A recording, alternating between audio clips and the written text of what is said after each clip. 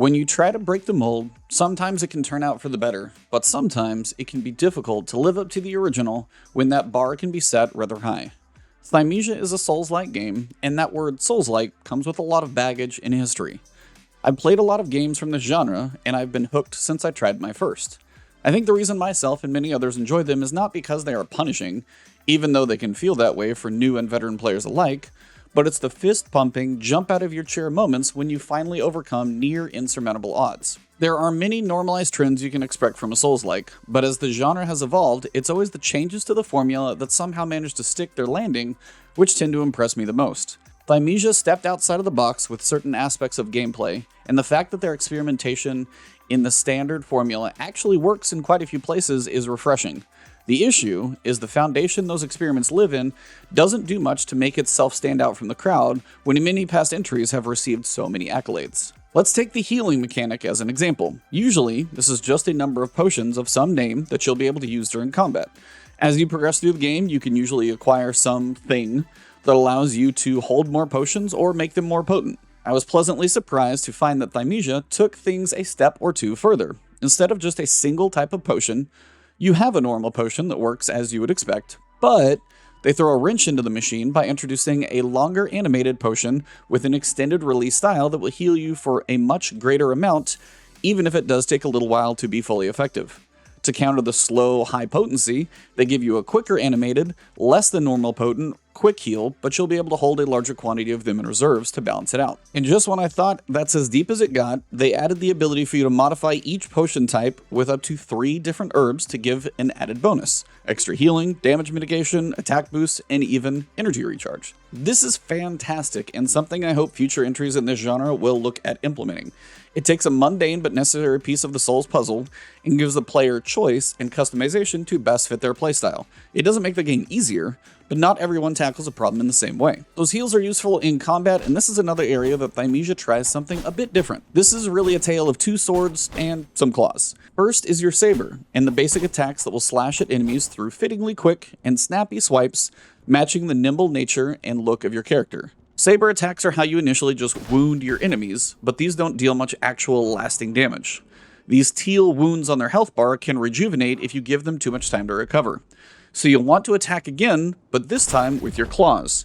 The claws do almost no damage to a normal white health bar, but they are extremely effective against open wounds to make that damage permanent. So you'll end up with a bit of a 2-step system: attack, claw, until they are finally flashing red and ready for an execution. Some of these execution animations are much more elaborate on tougher enemies, and I can tell you they feel ultra satisfying after finishing a challenging elite. Whether it's a jumping twist of multiple sword swipes or a slam to the ground, when the game zooms in and slows down time, it's a moment you relish after a tough fight. Granted, I had some audio issues with these executions, so I turned down my sound effects level in-game to stop them from clipping.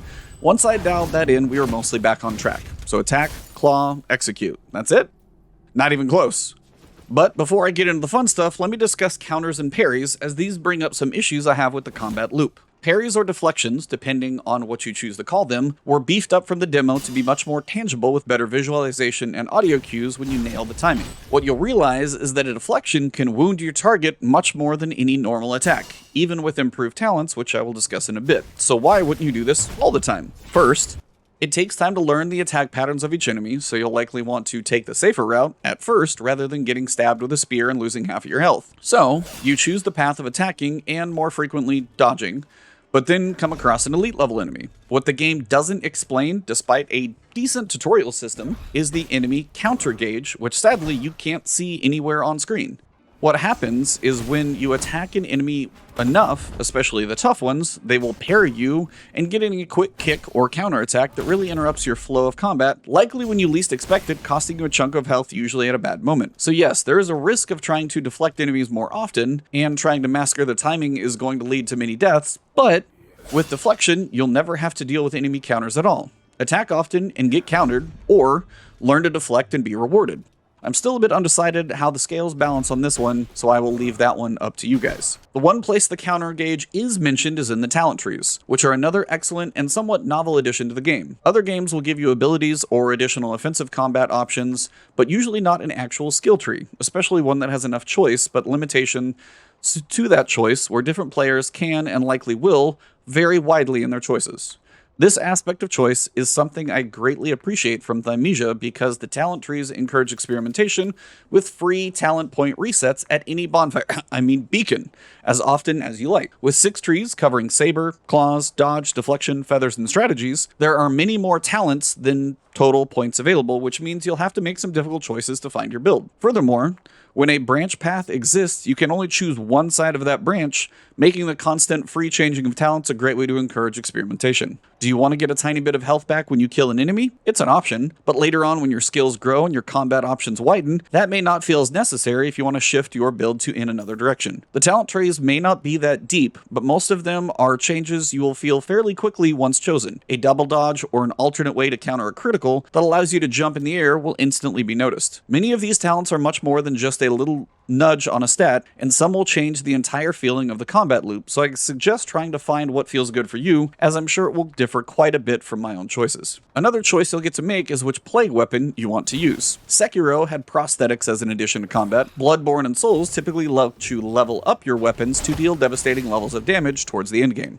Plague weapons are an interesting balancing act between these two ideas. The first time you use your Power Claw attack and copy an enemy weapon into a one-time use ability, the Mega Man fantasy comes alive even just for a moment. Did you just swing a great sword at me? Well, how about I return the favor in the most satisfying uppercut home run swing I've seen in a good minute. Just the potential to reave, as Thymesia calls it, an attack from an enemy and turn it around and use it on them is a great way Thymesia keeps the combat fresh. But it doesn't stop there because enemies can drop shards for their respective weapon type, which you can eventually use to unlock at first and eventually upgrade your plague weapons. These unlocked weapons can then be equipped and will be the main way to use your energy. When some of these get fully upgraded, they can be game changers, but I'll let you experiment to see what your favorite is. Builds and stats, usually an important factor in other titles, but you only have 3 attributes in Thymesia, which might seem limiting, but with many upgraded plague weapons, talent choices, and healing options, your build just comes from different aspects of the game. Plague and Vitality increase at a linear rate, but oddly, the attack stat hit its diminishing returns cap much sooner than I expected.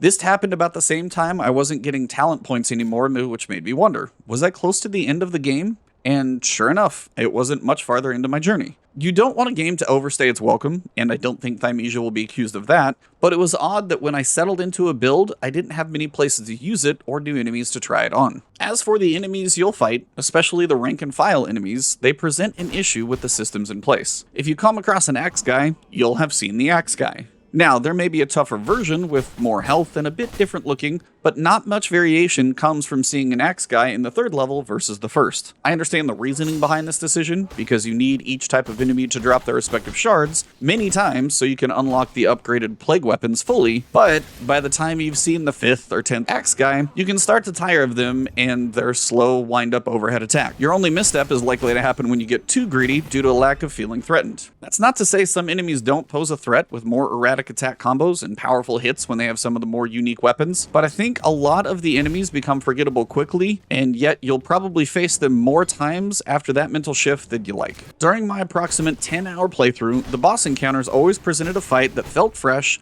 and tied to the theme of the current zone, so I appreciated the novelty each time I reached one. But the journey to those boss fights, or worse, rerunning a level for subquests, almost highlighted the limitations of the game world. The subquests were almost a reminder that the same enemies you just faced, only in a different direction of travel, don't do much to merit another trek through a zone you just finished. I do suggest doing a couple of the subquests, as there are some surprises you shouldn't miss, but I don't want to again spoil those here. The world itself just didn't grab me the way other games have, and it's hard to put my finger on why other than that missing X factor. There were just less visually stunning moments, vistas, or screenshot-worthy scenery that made me pause and just look at it, which I've done in other games. It might be the sometimes overly linear nature of the levels that led to minimal need or even a flat-out lack of exploration opportunities, but I think the world and levels themselves aren't bad, but they're missing anything to make them truly remarkable. There are some shortcuts you'll unlock, but nothing mind-blowing like, oh man, I'm back here? And even some involve ladders that were so easily to miss, mostly because of the model of the ladder. Overall, I think Overboard Studios should be praised for their attempt to enter a genre that has a high barrier for entry. 10 different players will likely have widely varied talent choices, favorite plague weapons, and healing setups, which should be commended inside of a genre that has somewhat normalized these aspects in previous entries. After reading more into the lore, I understand more about the world they built, but the level design and enemy repetition are some of the weaker notes of Thymesia that take away from some of the bright moments of novelty that were achieved. If you're looking for an ARPG that doesn't overstay its welcome and need to scratch that soul's itch some of us can't get enough of, I think Thymesia is a decent entry with some fresh ideas that will still present you with plenty of challenges during your time in the kingdom of Hermes. If you all enjoyed this video and want to come check out my stream, I will be streaming over on twitch.tv/Ebontis a playthrough of this. I'll be streaming it on the 18th when this launches. If you want to find me on Twitter, it is Ebontis, but if you are new to the channel, I do cover a lot of Destiny, but I also cover a variety of other games between Twitch and here on YouTube. So if you want to follow me, hit that subscribe button, hit the alert bell. It's a nice way to support me for nothing. And those of you who are YouTube members or Patreon subs, thank you for that extra support. Hopefully you enjoyed the review, and good luck out there in Hermes. Let me know what you think of the review in the comments, as this is kind of my first one, so hopefully I can do more of these. Have a good one. I'll see you soon.